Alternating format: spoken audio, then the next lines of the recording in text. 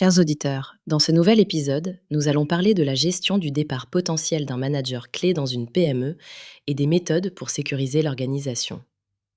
Trop d'entreprises subissent les conséquences d'un vide opérationnel sans préparer la transition.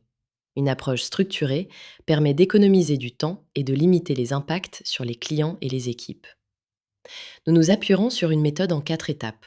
Clarifier la situation, identifier les causes profondes, évaluer le risque pour l'entreprise et définir vos options et votre posture. Première étape, clarifier la situation avec une discussion calme. L'objectif est de comprendre, pas de convaincre immédiatement. Posez des questions ouvertes comme qu'est-ce qui te fait réfléchir ou qu'est-ce qui te manque aujourd'hui. Le ton est aussi important que les mots. Deuxième étape, identifier les causes profondes.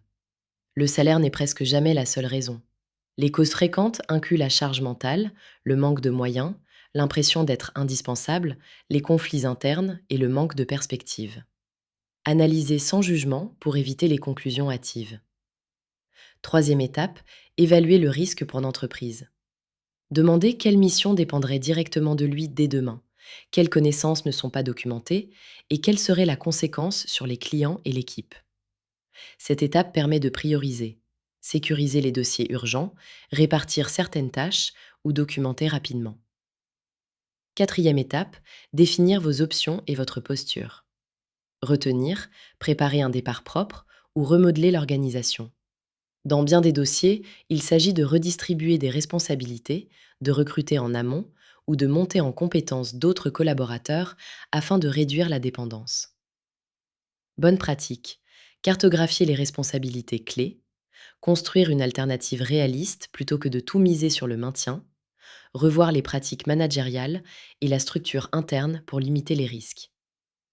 Éviter les erreurs courantes, réagir dans l'émotion, interpréter le départ comme une trahison, reporter la discussion, sous-estimer la dépendance et négliger la communication interne.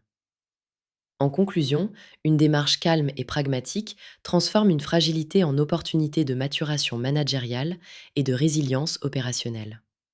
Chez Scale2Sell, nous accompagnons les dirigeants pour structurer leur entreprise, réduire les angles morts et rendre leur société plus désirable pour les acquéreurs.